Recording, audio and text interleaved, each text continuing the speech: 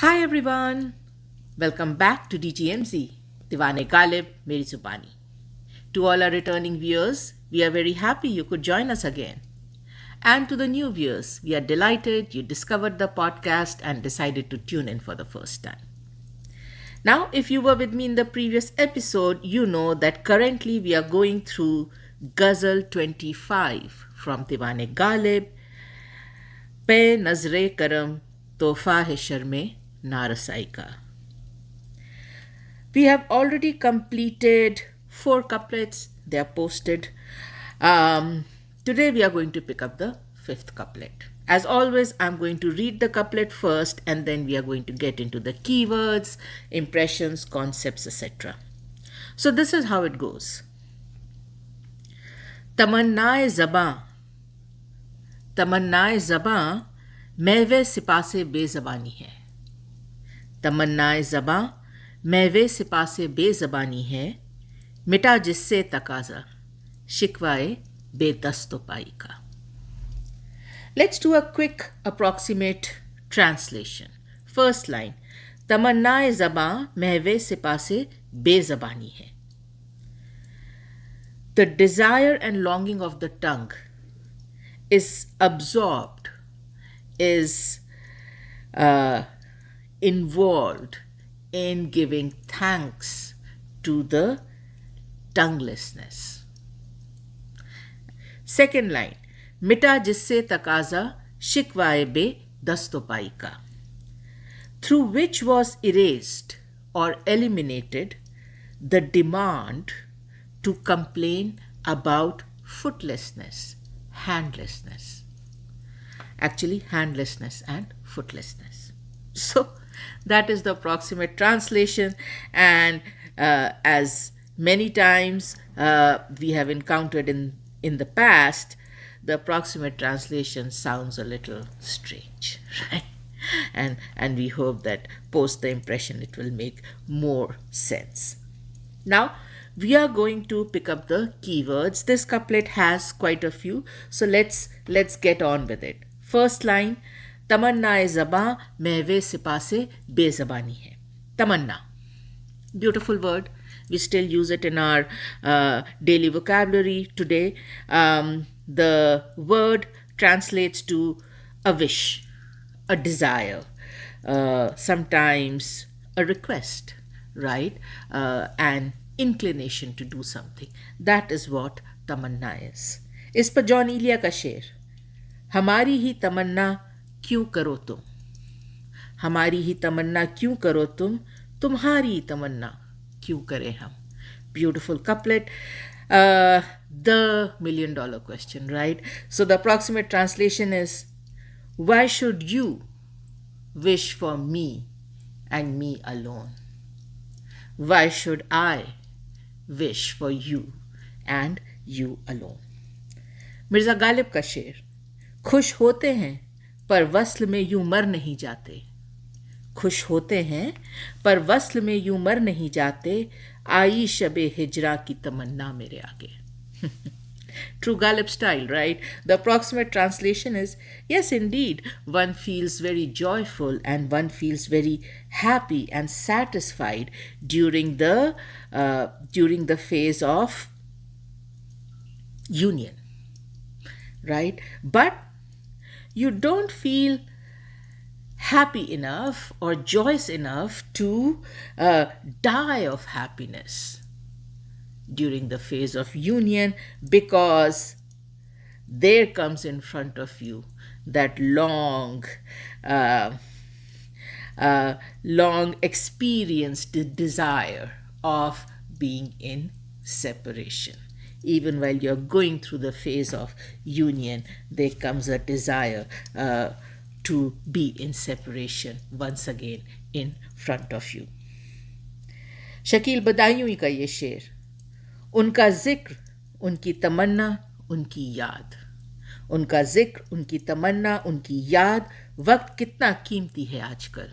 Beautiful couplet. The approximate translation is, her mention, her desire, her memory, time these days has become very precious. So that takes care of tamanna, a wish, a desire, a request, an inclination that you feel. Moving on to the second word, zaba. So zaba is tongue, and it has both a physical or anatomical connotation to it, and then a metaphorical one, right? So zaba is tongue as an organ, but zaba is tongue as voice, speech, language, dialect, right? And it is used both ways. इस पर अबरार अहमद काशिफ का ये शेर, हकीकत हुई जैसे मुझ पर आया, हकीकत हुई जैसे मुझ पर आया, कलम बन गया है खुदा की ज़बां. Beautiful couplet. The approximate translation is, from the moment the truth, the fact of the matter has revealed itself to me, the eternal truth, the eternal fact has revealed itself to me, it seems as if my pen has become the tongue of God.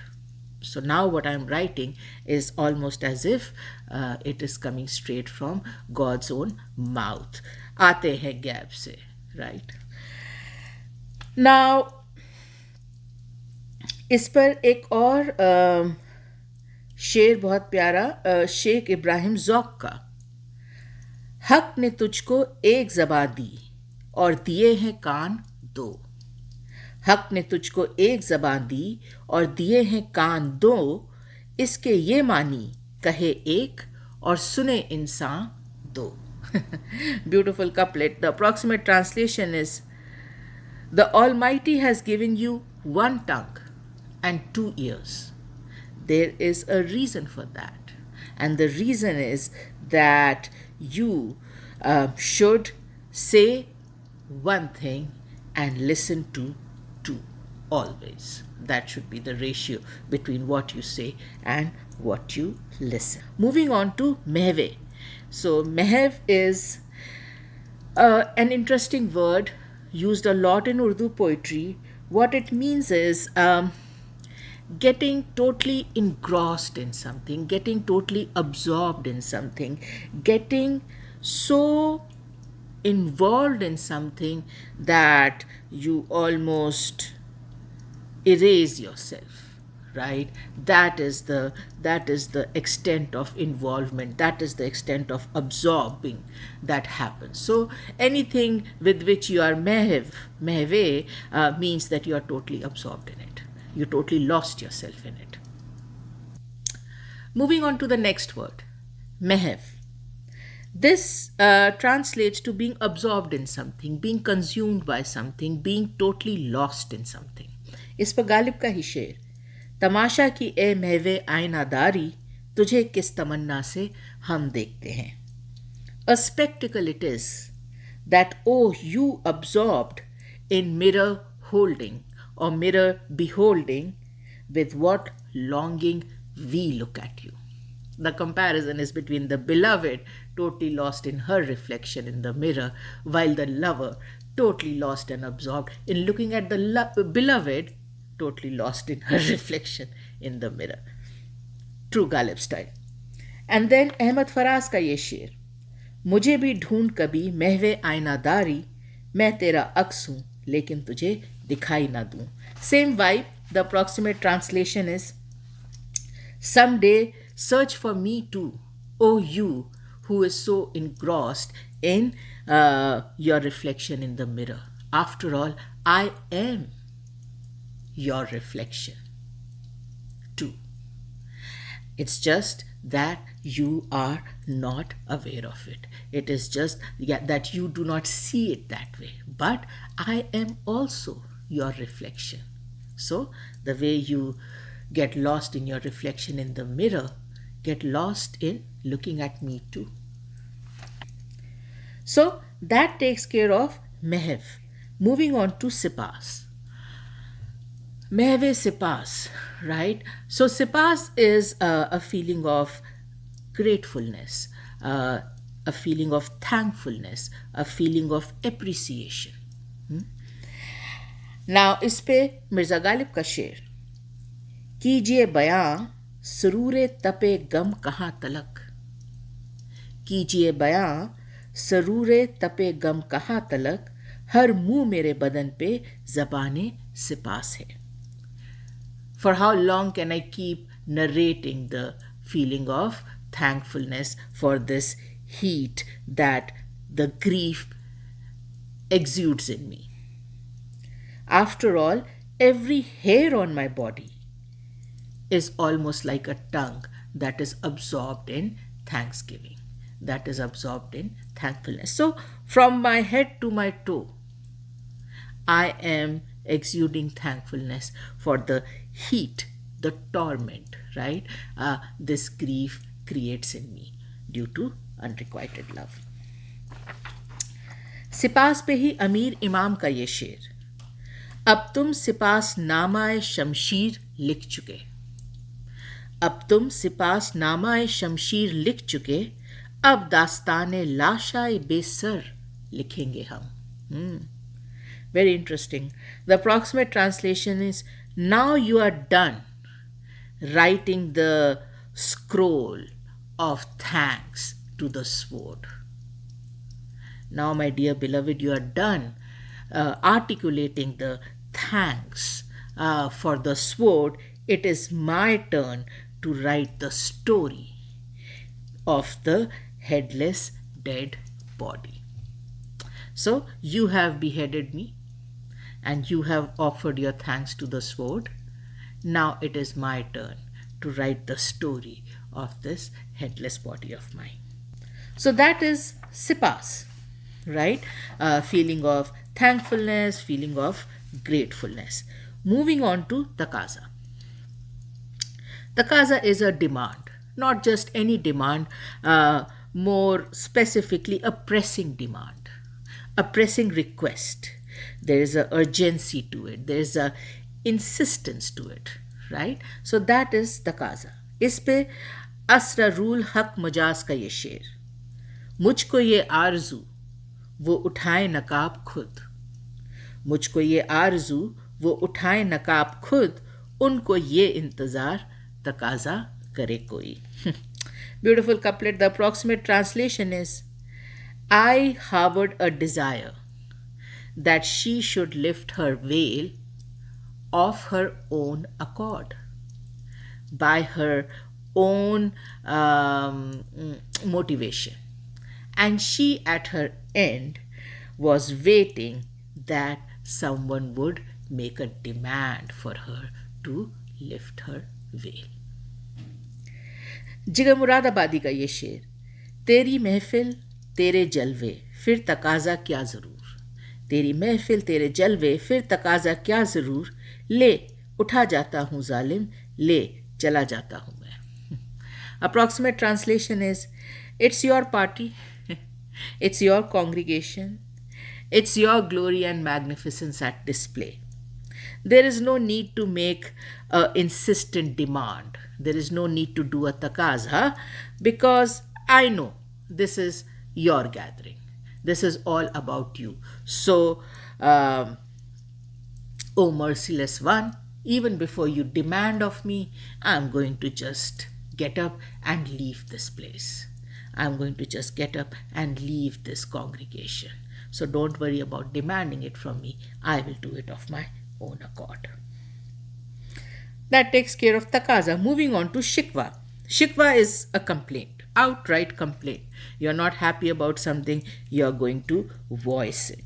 You're going to stand up against it.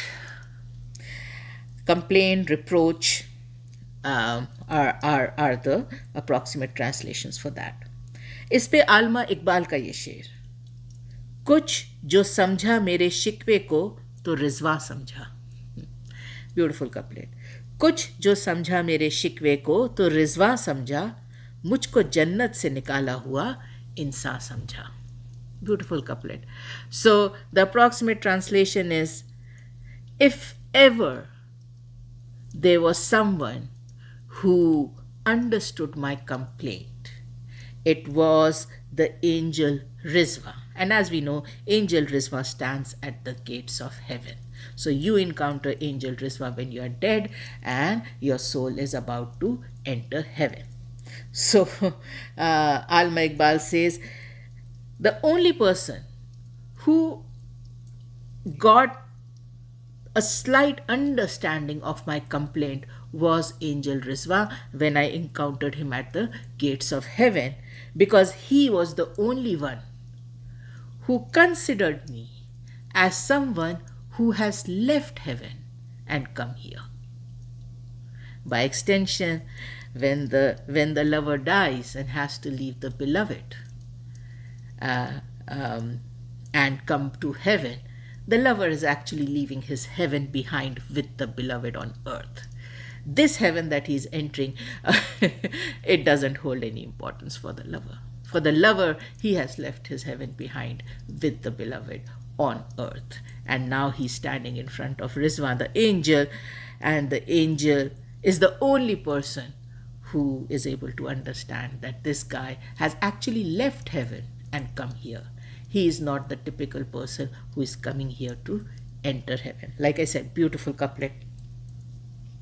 दाग दहलवी का ये शेर, आफते रोजगार जब तुम हो, शिकवाए रोजगार कौन करे. So that makes sense. So the approximate translation is, if you are the vocation, if you are the livelihood, if you are the demanding, perplexing, complex livelihood that I have to earn, why would I complain about it? Right? So if you were my job, if you were the occupation, no one would ever complain about working. No one would ever complain about having to earn livelihood. Jaun Elia का ये शेर, दिल की तकलीफ कम नहीं करते, अब कोई शिकवा हम नहीं करते. Big decision. So the approximate translation is that now I have stopped making any efforts to minimize the pain in my heart. Now I have stopped making any complaints. Moving on to the next word, Be-Dast-o-Pai. So Be, as we cover so many times in our impressions, Be is lack of something, absence of something, without something. Dast is hands, Pai is feet. So Be-Dast-o-Pai becomes handless, footless. And we will get into the metaphorical meaning of it, but right now the technical translation is without hands, without feet.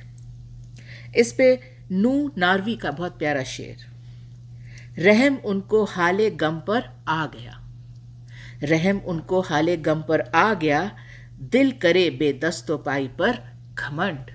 Approximate translation is, she after all showed mercy on the state of my heart and my grief, and that is why the heart is very proud of the state of helplessness, because of which she showed mercy on me.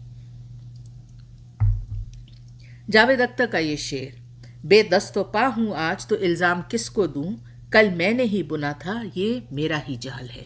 The approximate translation is, if today I am handless, footless, cannot use my hands, cannot use my feet, I have nobody else to blame it for, because I distinctly remember this net that I am caught in.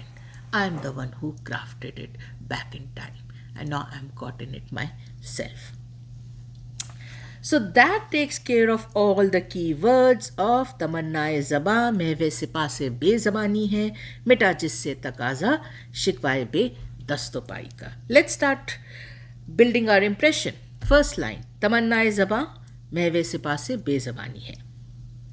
Ghalib has crafted an interesting first line here. The straightforward translation of the first line is, desire of the tongue, Tamanna-e-Zabaan, is absorbed, consumed, involved, mahw, in thankfulness, sipas, be-zabaani, tonguelessness. right? Desire of the tongue is absorbed, consumed, fully involved in thankfulness for the lack of tongue, for tonguelessness. Another way to put it is desire of speech is absorbed in thankfulness towards silence, or words are totally absorbed, engrossed in thankfulness towards silence.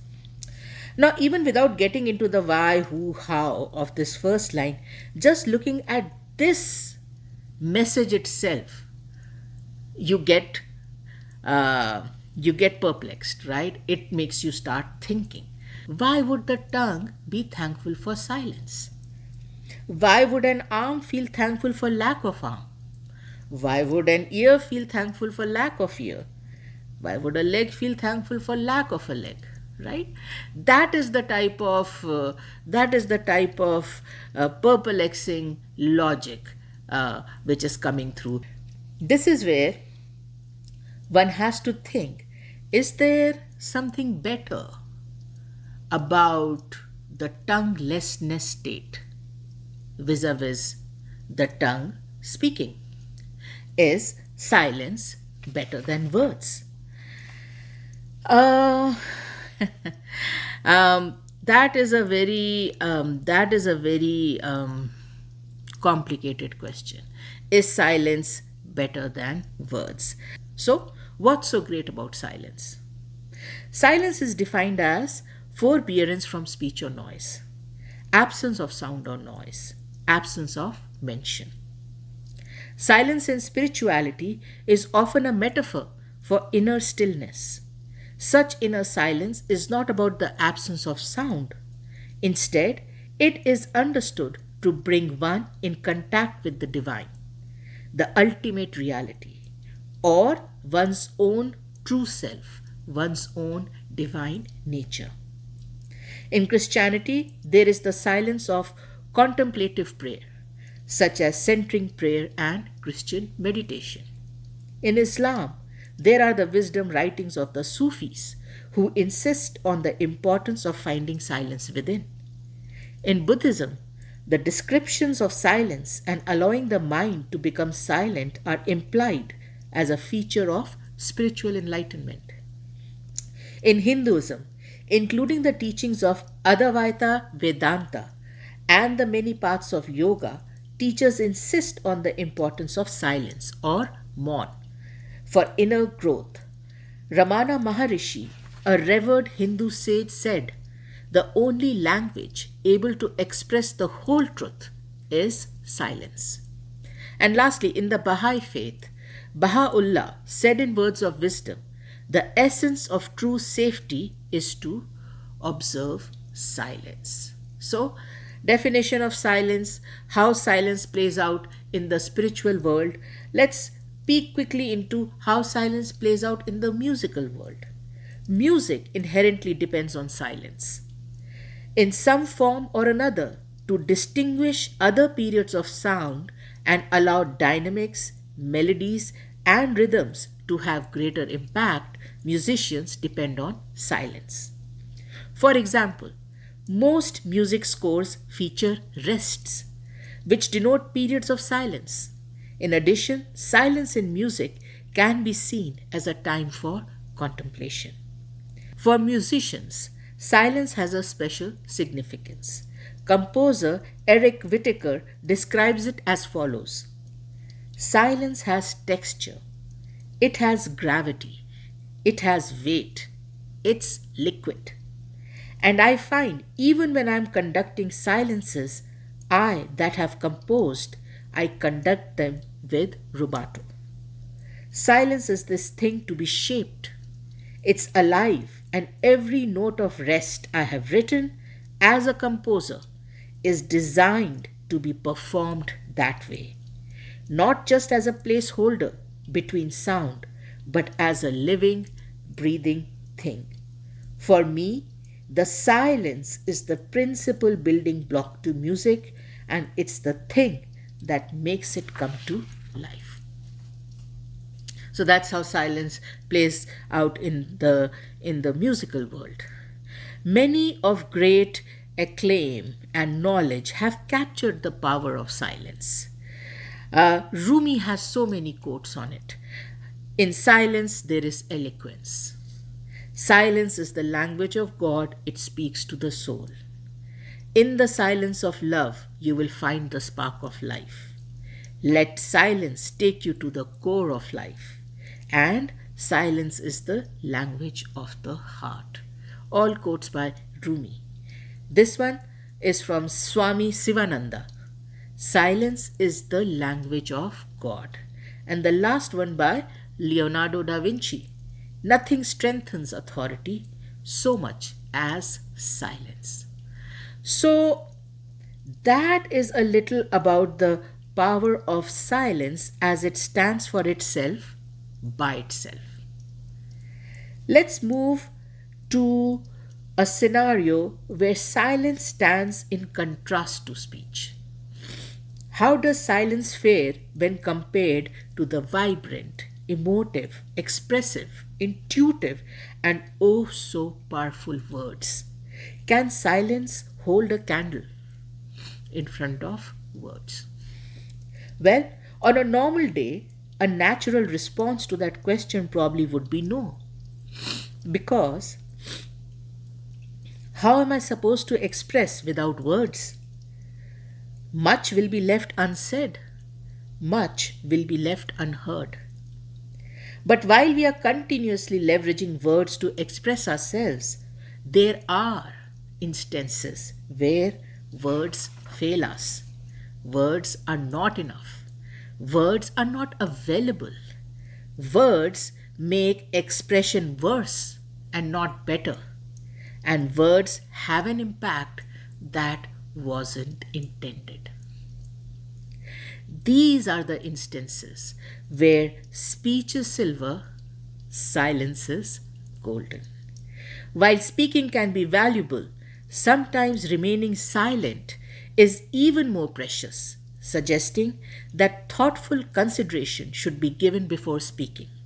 Essentially, silence is considered more valuable than speech. We have other similar phrases that capture this precious quality of silence over speech. Phrases like, still waters run deep.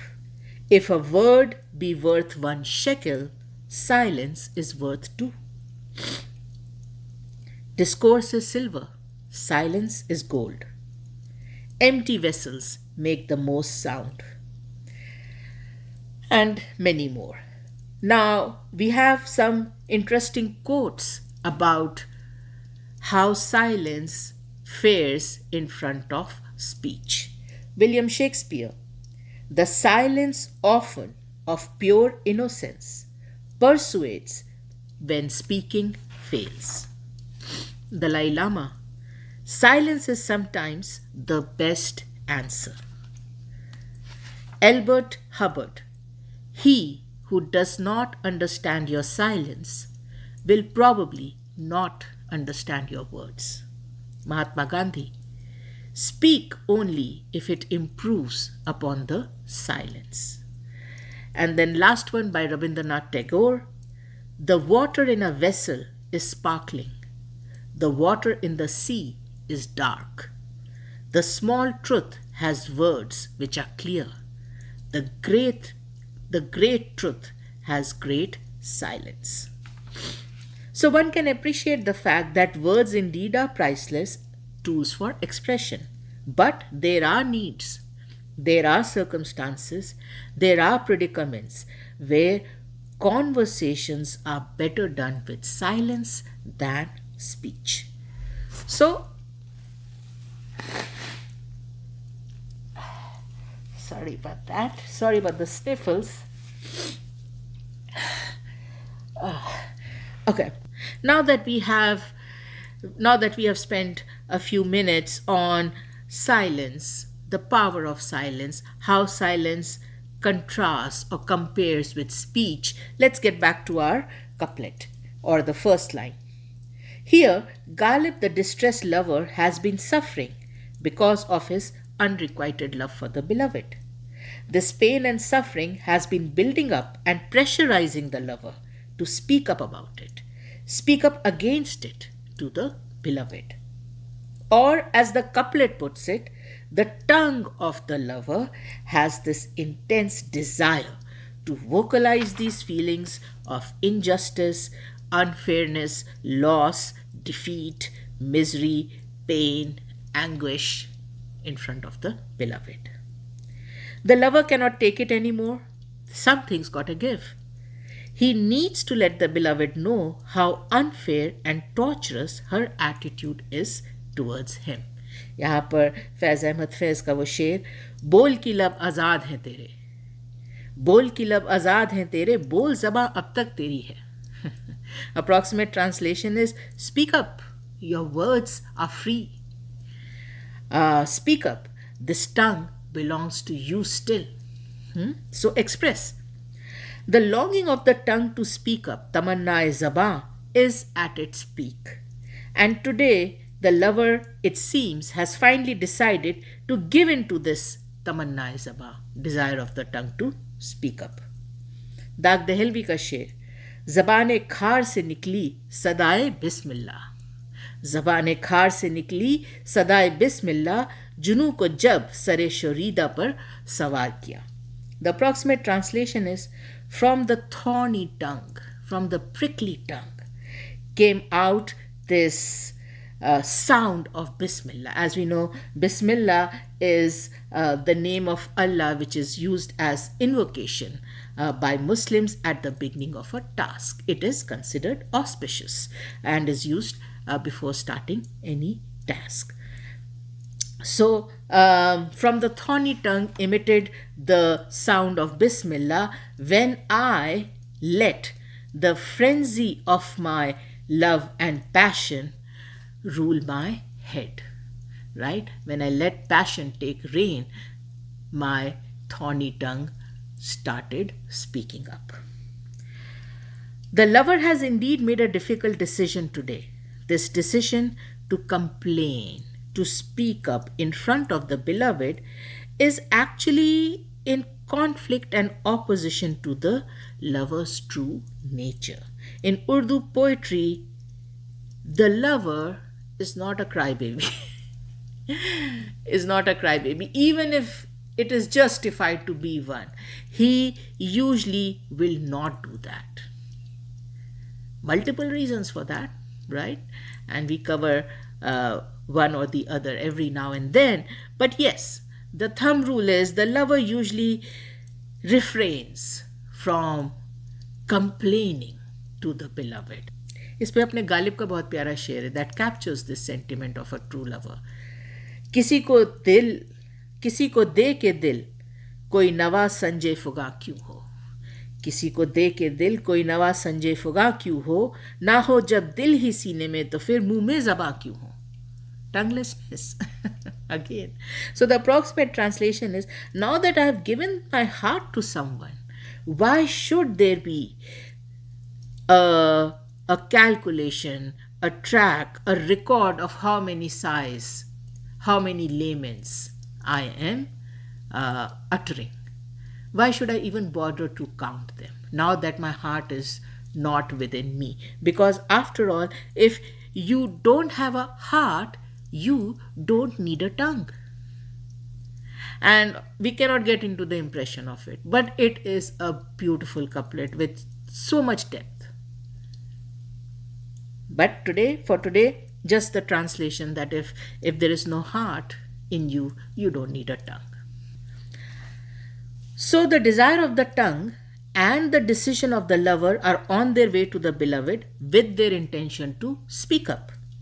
Now, this desire and this decision reach the beloved, and it is time to act on their intention of speaking up. Ghalib does a complete flip here and goes on to say that this desire of the tongue, this decision of the lover to speak up in front of the beloved, suddenly find themselves getting pulled into, getting absorbed into a feeling of gratefulness and thankfulness for silence. By extension, both the desire of the tongue to speak up and the decision of the lover to speak up get replaced by silence. And surprisingly, the desire and the decision are not ungrateful, they are not angry, they are not disappointed about this replacement. In fact, they are very thankful for this silence that has come and overpowered them, preventing them from speaking up. So clearly, in this first line, Ghalib has painted an interesting picture where he shows the 180-degree flip of the lover, opting to stay silent instead of speaking up in front of the beloved. Now, moving on to the second line, we will find out two things. Number one, what was the lover going to speak about? And number two, what was the impact of not speaking up? Mita jisse taqaza Shikwaa-e-be-Dast-o-Pai ka. So, number one, what was the lover going to speak about? Be-Dast-o-Pai, handlessness, footlessness. By extension, a deep-seated helplessness at the lover's end. Metaphorically, being handless and footless is extreme state of helplessness. You can only imagine, right? There is just about nothing you can do in terms of action if you are in a handless, footless state. So in Urdu poetry, Be-Dast-o-Pai, handlessness, footlessness, is used as a metaphorical description of a state of extreme helplessness, extreme immobility. अमीर अजहर का ये शेर, बेदस्तोपा था शब में तेरी याद के सबब, बेदस्तोपा था शब में तेरी याद के सबब, इतना कि लग रहा था कि तू छूट जाएगा. Approximate translation is, last night, because of your memory, there was this sense of helplessness, extreme helplessness that took over. So much so that it almost seemed that I am going to lose you. I am going to not be able to hold on to you. That was the state of helplessness I felt last night when I was totally absorbed in your memory. Helplessness is the primary feeling underlying all other feelings the lover feels because it captures the lover's inability to change his circumstances with reference to the beloved. And this is exactly what he and his tongue were gearing to speak up about. Now, what is the impact of not speaking up? That is the second piece of information we get in this second line. So the impact of the lover not speaking up is mita jisse taqaza. By extension, not speaking up erased the insistent demand and need to complain, to voice discontentment. The second line sees Ghalib comparing the hypothetical impact of his planned speech, which would have been complaining to the beloved about his helplessness, with factual impact of his silence, which was erasing of the need and desire of complaining to the beloved about his helplessness. Ghalib chose silence over speech in front of the beloved. One could ask why? Why allow silence to win? Why allow silence to lead? After all the hard work in gearing up and making that difficult decision to speak up, why did the lover and his tongue decide to let silence lead at the last moment? Well, this couplet doesn't call the reason out clearly, but one can make an educated guess about the possible reasons. Number one, no one is allowed to speak other than the beloved. इस पे गालिब का शेर, बात पर वहाँ ज़बां कटती है, बात पर वहाँ ज़बां कटती है, वो कहे और सुना करे कोई. Approximate translation is, if you were to say a word, if you were to express an idea, your tongue will be severed, your tongue will be cut. The rule is that she will speak and somebody else will listen. You cannot speak in front of her. So that could be one reason. Another reason, no one asked the lover to speak up. No one invited the lover to express, and hence he remained silent. Speak when you are spoken to, right? He remained silent. इस पे again Ghalib का ही शेर, मैं भी मुंह में ज़बां रखता हूँ, काश पूछो कि मुद्दा क्या है. The approximate translation is, I, beloved, also have a tongue in my mouth. I also have a desire for speech. Oh, how I wish you would ask me, what is the matter? What's up? Right? And last one, Nazir Akbarabadi का शेर, कहा कि अर्ज करे हम पे जो गुजरता है. कहा कि अर्ज करे हम पे जो गुजरता है. कहा खबर है हमें क्यों ज़बां पे लाते हो. Beautiful couplet. The approximate translation is, she said, let me know how things are at your end. Let me know how things are faring at your end. Let me know how you are doing. And then again she said, well, I know everything about what's happening at your end. Do not bother to voice it. So again, nobody asked, nobody invited the lover to express, so he didn't express. Another reason could be, and this is a big one, this is a big one. On coming face to face with the beloved, the lover, as always, is mesmerized. Totally mesmerized. Frozen. Falls silent. Right? So enchanted by being face to face with her, the experience of being face to face with her leaves room for nothing else. That is the overpowering impact. इस पे again Mirza Ghalib का शेर, करने गए थे उससे तगाफुल का हम गिला. करने गए थे उससे तगाफुल का हम गिला कि एक ही निगाह की बस खाक हो गए. So the approximate translation is, yes, I geared up and I went to her to air my complaints, to air my grievances, to speak up about my discontentment. But one look from her and I turned to dust. Just one look from her and it was over. Over. Cannot say anything, cannot do anything, remained silent. पीर नसरुद्दीन शाह नासिर का ये शेर, जवाब दे नहीं सकती ज़बान शौक मेरी. जवाब दे नहीं सकती ज़बान शौक मेरी, कुछ इस अदा से कोई हम कलाम होता है. Approximate translation is, the desire of my tongue is rendered incapable of answering back. By extension, my tongue is rendered incapable of answering back. This is the style with which someone has posed a question at me. Just the style with which she has asked, just the style with which she has initiated a conversation just renders me incapable of saying anything, incapable of answering.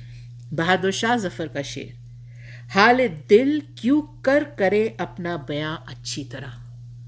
हाल दिल क्यों कर करे अपना बयां अच्छी तरह, रूबरू उनके नहीं चलती ज़बां अच्छी तरह. Same vibe. The approximate translation is, how do I express the state of my heart in great detail, eloquently in front of her? Because in front of her, the tongue doesn't work eloquently. The tongue is rendered incapable. And last one, Sahir Ludhianvi का शेर, ज़बां खुश्क है आवाज़ रुकती जाती है. ज़बां खुश्क है आवाज़ रुकती जाती है, तसव्वुरात की परछाइयाँ उभरती हैं. Approximate translation is, the tongue is suddenly starting to become dry. The voice is suddenly starting to stagger. Because here comes the imagination, here comes the ideas, the shadows of imagination and ideas of her once again. So That takes care of the reason where you're all prepped up to speak in front of her, but once you are face to face with her, you get lost, you get mesmerized, you are speechless. Another reason is, or probably can be, that the lover realizes even if he was to speak up, the beloved would not understand or empathize with it.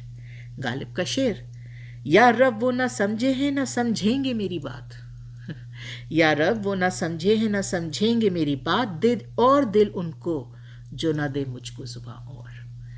Great couplet, one of his famous couplets, one of our favorites. The approximate translation is, oh God, she has never understood what I am saying in the past, she will never understand what I am saying in the future. The understanding of what I am saying is absent at her end. So, I beg you, God, give her more heart, more empathy, if you do not plan to give me more tongues. Because this one tongue is just not cutting it. You know, I'm using it, but she's not understanding it. So if you cannot give me more tongues, give her more hearts, give her more empathy so that she can understand what I'm trying to say. So no matter which reason from the ones we just went through, the lover decides to use or applies to the lover, the result is the same, which is silence of the lover in front of the beloved. Every lover will have one of these reasons or a combination of these reasons, but the result will be the same: falling silent in front of the beloved. So that takes care of the second line, mita jisse taqaza Shikwaa-e-be-Dast-o-Pai ka. Now we can take a moment, step back and look at this couplet in totality. Ghalib has painted an interesting picture where the lover is opting to stay silent instead of speaking up in front of the beloved about his helplessness in this unrequited love he has for her. Is this couplet about a one-time incident between the beloved and the lover? Or is there something deeper Ghalib is trying to capture in the couplet? We think it is indeed something deeper. Number one, the first thing that Ghalib details beautifully and clearly is the tug of war the lover goes through, not once, but continuously, where he is going back and forth between the choice of complaining and voicing his discontent and the choice of remaining silent. And every time the lover, out of these two choices, again and again, for reasons best known to him, will opt to stay silent. Silence is the nature of the lover. Silence is the language of love he uses. Sahir Hoshiarpuri का ये शेर, कौन कहता है मोहब्बत की ज़बां होती है, ये हकीकत तो निगाहों से बयां होती है. The approximate translation is, who says love has a language, love has a tongue? This is a fact, this is a reality that manifests within eyes, through eyes. Wamiq Jaunpuri का ये शेर, ज़बां तक जो ना आए वो मोहब्बत और होती है, फसाना और होता है, हकीकत और होती है. Approximate translation is, that love story that never reaches the tongue is in a league of its own. That story is in a league of its own. That fact is in a league of its own. And then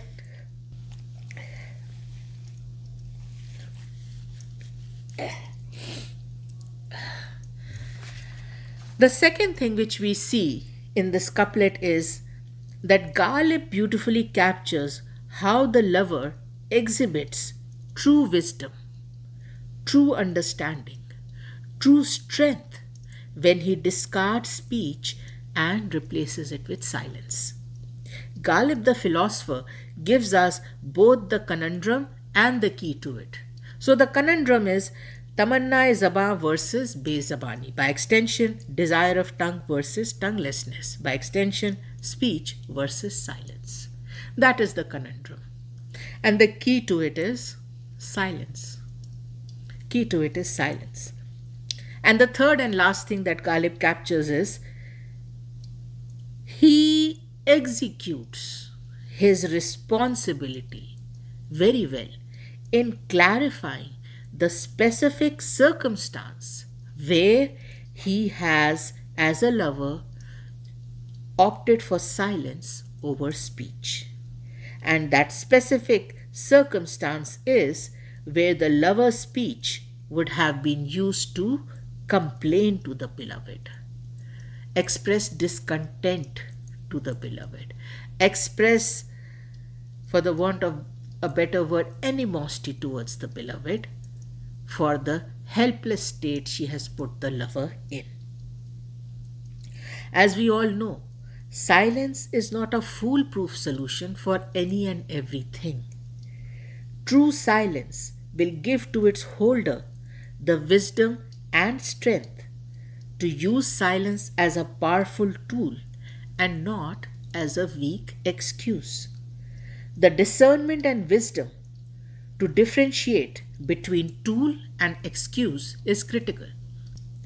Per Ghalib, his speech in this circumstance, if voiced, would not have achieved anything good. The silence, on the other hand, has given Ghalib a better outcome. We can see that Ghalib has made a wise choice. In this specific circumstance, he has opted to let go of speech and leverage the power of silence. Now, the impression of the couplet is complete. Let's spend a few minutes on the wordplay in the couplet. So, Tamanna-e-Zabaan mahw-e-sipas-e-be-zabaani hai. In the first line, Tamanna-e-Zabaan and Be-Zabaani are very beautifully crafted by Ghalib. They were plethora of words to be used instead of these. But he uses Tamanna-e-Zabaan, desire of the tongue, and Be-Zabaani, lack of tongue. By doing so, he has brought a physical aspect to it, which is having a tongue and lacking a tongue, and a metaphorical aspect to it, which is speech and silence. And both aspects are pulled together simultaneously and beautifully, giving the reader a multi-sensory understanding of what he's trying to say. So you are appreciating the presence of tongue and the absence of tongue while you are appreciating the presence of speech and absence of speech, by extension silence, which is very impactful. Also in this couplet, he has been very anatomical, right? In terms of organs, tonguelessness, footlessness, handlessness, right? It shows Ghalib's style of not mincing words. People would hesitate to put so many lessness in one couplet, right? Lack of tongue, lack of feet, lack of hand. What are we talking about here, right? What is happening? But Ghalib doesn't mince words. Ghalib doesn't mince words. He doesn't hesitate. He doesn't hesitate.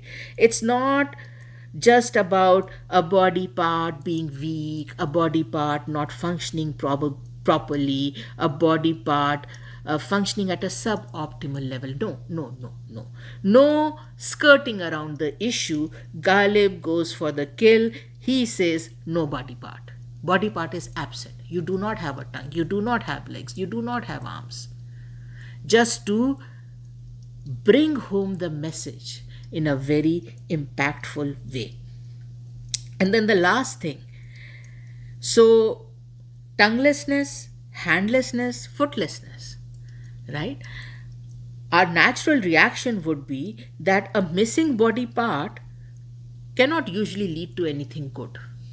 A missing body part will usually lead to some kind of deficiency.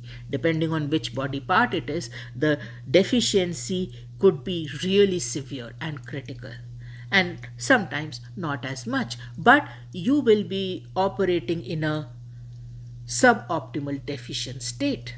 But Ghalib in this couplet somehow weaves a specific circumstance, a specific scenario where absence of your tongue is going to work in your favor. Your tongue not functioning will work in your favor. In contrast to the lack of hands and lack of feet, which will continue to be a deficient experience for you, tongue, on the other hand, is not, there is no blanket rule for tongue. There has to be a judgment, there has to be an assessment, there has to be a discernment that you have to do. There's an analysis that you have to do. It's your responsibility. Just because you have it doesn't mean you just use it. As far as the tongue goes, Ghalib has beautifully captured the huge responsibility this organ comes with. You cannot use it left, right, and center in anything and everything. There are times when you have to rein it in, not use it. Pretend you do not have it. Because if you don't, it will give you a deficient experience. So, once again, Ghalib has made us think. Using words out of an uncontrolled negative emotional drive will invariably result in the tendency of using words wrongly, with severe repercussions. This is because words are swords. Words are swords, words with a S. And when spoken anyhow, they'll orchestrate destruction, even if that wasn't what one intended.